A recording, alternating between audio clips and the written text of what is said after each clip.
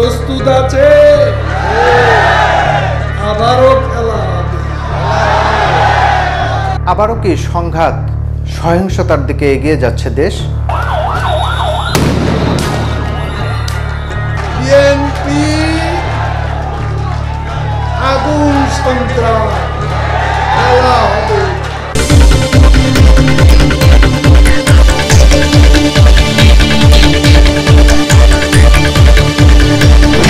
আবারও কি সংঘাত সহিংসতার দিকে এগিয়ে যাচ্ছে দেশ? উত্তপ্ত হচ্ছে দেশের রাজনৈতিক পরিবেশ। আর সেই আন্দোলন দমাতে গিয়ে কি সরকার কোনো কঠোর অবস্থানের দিকে যাচ্ছে? এমন প্রশ্ন কিন্তু এখন রাজনৈতিক অঙ্গনে। উপলক্ষ্যটা যাই হোক, লক্ষ্য কিন্তু একটাই। বলছি সরকারি দল আওয়ামী লীগের কথা। তারা শান্তি সমাবেশ বা প্রতিষ্ঠাবার্ষিকীর কর্মসূচি বা কর্মী সভা বিভিন্ন নামে তারা রাজনীতির মাঠে অবস্থান করছে। লক্ষ্য একটাই, রাজনীতির মাঠ নিজেদের দখলে রাখা এবং কোনোভাবেই সরকার বিরোধী যেসব রাজনৈতিক দলগুলো রয়েছে সেই রাজনৈতিক দলগুলোকে কোনোভাবে ছাড় না দেয়া। ক্ষমতাসীন দলটির নেতাদের সাম্প্রতিক বিভিন্ন সভা সমাবেশ থেকে একটি বক্তব্য আসছে, সেটি হলো আন্দোলন করতে গিয়ে কোনো নাশকতা হলে কঠোর অবস্থানে যাবে সরকার। কিছু করে আপনাদের কিন্তু কোনো লাভ হবে না। আপনারা যদি রাজনীতি করতে চান তাহলে সুস্থ রাজনীতি করেন। আগামী নির্বাচনের জন্য আপনারা তৈরি হন। ক্ষমতা আসতে হইলে নির্বাচন ছাড়া আর কোনোভাবে আপনারা কিন্তু ক্ষমতায় আসতে পারবেন না। তাহলে কি আবারও সরকার বিরোধী কোনো জোরালো আন্দোলনের কোনো আভাস পাচ্ছে ক্ষমতাসীন দল? এমন প্রশ্ন কিন্তু স্বভাবতই সামনে আসছে।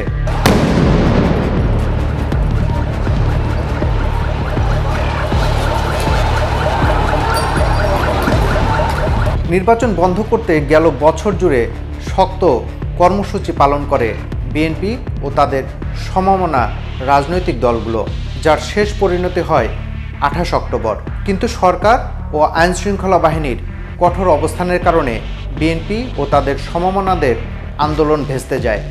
নির্বাচন হয়, সরকার গঠনেরও 6 মাস পার হয়েছে। কিন্তু এখন নতুন করে আবারও খালেদা জিয়ার মুক্তির ইস্যু নিয়ে রাজনীতির মাঠে বিএনপি ও তাদের সমমনা রাজনৈতিক দলগুলো। বিএনপির দীর্ঘদিনের যে রাজনৈতিক সঙ্গী জামায়াতে ইসলাম, নির্বাচনের আগে তাদের ভিতরে মনোমালিন্য হওয়ার কারণে তাদের মধ্যে দূরত্ব তৈরি হয়। সেই দূরত্ব সম্প্রতি আবারও নতুন করে জোড়া লেগেছে। তারা আবারও একসাথে আন্দোলন কর্মসূচির ঘোষণা দিয়েছে।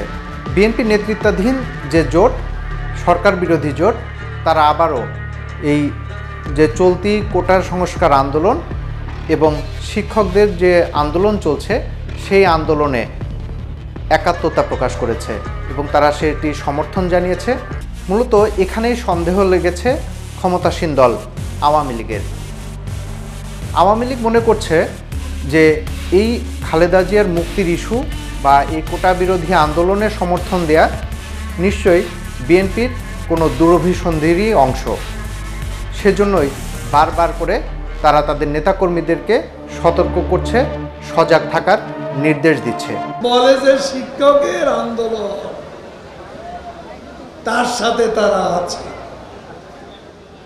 কোটা আন্দোলন গতবারও ছিল, এবারও আছে। এখন কোটা আন্দোলন শিক্ষক আন্দোলনের উপর ভর করেছে বিএনপি। কাজ হবে, আন্দোলন হবে, পরের উপর নির্ভর করে আন্দোলন হয়, কোনোদিনও হয় না। সরকারের কাছে কি এ ধরনের কোনো ইঙ্গিত রয়েছে? ক্ষমতাসীন দলের নেতারা বলছেন তারা সজাগ রয়েছেন, সতর্ক রয়েছেন। যেহেতু বিএনপি আন্দোলন করার কথা বলছে এবং কোটা বিরোধী আন্দোলন ধীরে ধীরে দানা বেঁধে উঠছে, তাহলে সরকার কি করবে? সরকারের যে পরিকল্পনা এবং ক্ষমতাসীন দল আওয়ামী লীগ যেটি বলছে, তারা একদিকে আইনশৃঙ্খলা রক্ষাকারী বাহিনীর সদস্যদেরকে সতর্ক থাকার কথা বলছে। যদি কোনো নাশকতা হয়, রাস্তাঘাট বন্ধ করা যাবে না, যে কোনো আন্দোলন কর্মসূচি নিয়মতান্ত্রিক উপায়ে করতে হবে। এর ব্যত্যয় হলে ব্যবস্থা নেবে আইনশৃঙ্খলা বাহিনী। বিএনপি আগুন সন্ত্রাস খেলা হবে, আগুন সন্ত্রাস, আগুন নিয়ে আসবা খেলা হবে। সমানে আগুন আসলে খবর আছে, ঠিক আছে? করো আন্দোলন, আন্দোলন করো, মরা গাঙ্গে জোয়ার হবে। আপত্তি নেই, কিন্তু গাড়িতে আগুন, রাস্তা বন্ধ করে মিটিং, তারপরে পিকনিক পার্টি দেখছেন না? গত নির্বাচনের আগে আর এই বড় বড় পার্টি নিয়ে 7 দিন ধরে রান্না বান্না, কাঁথা বালিশ মশার কয়েলও নিয়ে গেছে, মিয়া আন্দোলনের জন্য শুয়ে আছে রাস্তার উপর। কোথায় গেল 28 তারিখে পল্টন থেকে পালালো কারা? পালালো কারা? হায় রে আল্লাহ, 1 মিনিটে বিএনপির মঞ্চ গালি। প্রস্তুত আছে? আবারও খেলা হবে, আবারও হবে। পাশাপাশি রাজনৈতিকভাবে মোকাবেলা করার জন্য দলের নেতাকর্মীরা সজাগ রয়েছে, সতর্ক রয়েছে। এই সজাগ সতর্ক থাকার নির্দেশনা কিন্তু একেবারে তৃণমূল পর্যায়ে যাচ্ছে, অর্থাৎ কেন্দ্র থেকে তৃণমূল পর্যায় পর্যন্ত যাচ্ছে।